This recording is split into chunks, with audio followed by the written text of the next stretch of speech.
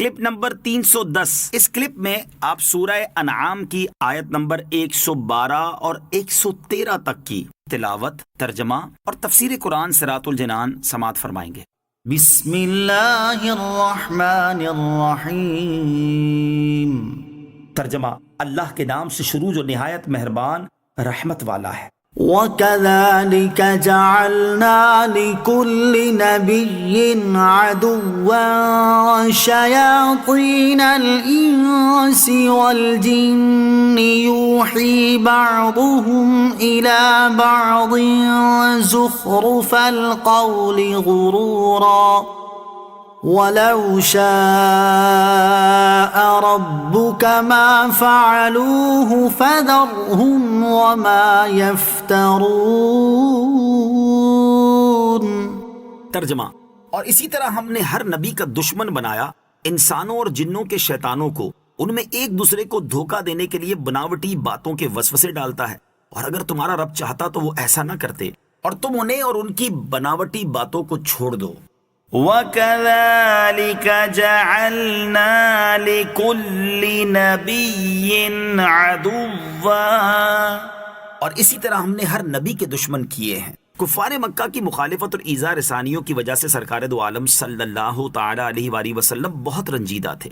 اس پر اللہ تعالیٰ اپنے حبیب صلی اللہ تعالی علیہ وآلہ وسلم کو تسلی دیتے ہوئے فرما رہا ہے کہ اے حبیب صلی اللہ تعالی علیہ وآلہ وسلم، جس طرح یہ کفار آپ کی مخالفت اور دشمنی میں سرگرم ہیں، اسی طرح آپ سے پہلے جتنے انبیاء اور رسول علیہ الصلوۃ والسلام گزرے ہیں، سب کی قوم کے کافر چاہے انسان ہوں یا جن ان کے دشمن تھے۔ کفار کی انبیاء اور رسول علیہ الصلوۃ والسلام سے عداوت اور مخالفت ہماری طرف سے ایک آزمائش ہے، تاکہ انبیاء و مرسلین علیہ الصلوۃ والسلام اس پر صبر کر کے اجر عظیم حاصل کریں۔ لہٰذا آپ اپنی قوم کی مخالفت اور عداوت سے رنجیدہ خاطر نہ ہوں۔ یہ ایک دوسرے کو دھوکے میں رکھنے کے لیے نت نئی باتیں گھڑتے ہیں، چالیں چلتے ہیں، فریب کاریاں کرتے ہیں اور وسوسے ڈالتے ہیں تاکہ دوسروں کو گمراہ کریں، اور جو گمراہ ہیں وہ گمراہی سے نکل نہ سکیں۔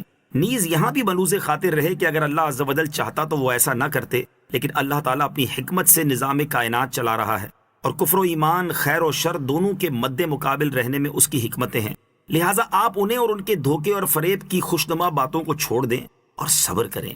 اللہ عز و جل انہیں بدلہ دے گا، رسوا کرے گا، اور آپ صلی اللہ تعالیٰ علیہ وسلم کی مدد فرمائے گا۔ آیت مبارکہ سے یہ بھی معلوم ہوا کہ تمام نبیوں کے دشمن ضرور ہوئے ہیں، ایسے ہی علماء اور اولیاء کے دشمن بھی ضرور ہی ہوتے ہیں۔ شیاطین الانس والجن۔ انسانوں اور جنوں کے شیطان، اس کی تفسیر میں علماء کے دو قول ہیں۔ نمبر 1، جنوں میں بھی شیطان ہوتے ہیں اور انسانوں میں بھی، کیونکہ شیطان ہر سرکش و نافرمان کو کہتے ہیں، چاہے وہ انسان ہو یا جن۔ نمبر 2، جنوں اور انسانوں کے شیطان سے مراد ابلیس کی اولاد ہے۔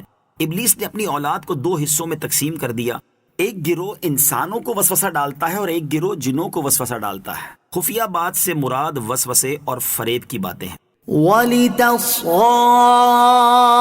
إِلَيْهِ أَفْئِدَةُ الَّذِينَ لَا يُؤْمِنُونَ بِالْآخِرَةِ وَلِيَرْضَوْهُ وَلِيَقْتَرِفُوا مَا هُم مُقْتَرِفُونَ۔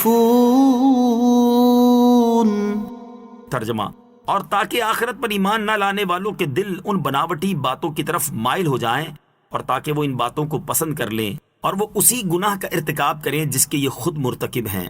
وَلِتَصْغَىٰ إِلَيْهِ أَفْئِدَةٌ۔ اور اس لیے کہ اس کی طرف دل جھکیں۔ اس سے پہلی آیت میں بیان ہوا کہ انسانوں اور جنوں میں سے جو مردود ہیں وہ ایک دوسرے کو دھوکہ دینے کے لیے بناوٹی باتوں کے وسوسے ڈالتے ہیں۔ اب اس کی مزید وجوہات بیان فرمائی جا رہی ہیں کہ وہ ایک دوسرے کو بناوٹی باتوں کے وسوسے اس لیے ڈالتے ہیں تاکہ آخرت پر ایمان نہ لانے والوں کے دل ان بناوٹی باتوں کی طرف مائل ہو جائیں، وہ ان کی بناوٹی باتوں کو پسند کر لیں اور اسی گناہ کا ارتکاب کریں جس کے یہ خود مرتکب ہوئے ہیں۔ دل اپنے ہم جنس کی طرف جھکتا ہے۔ اس سے معلوم ہوا کہ ہر ایک کا دل اپنے ہم جنس کی طرف جھکتا ہے۔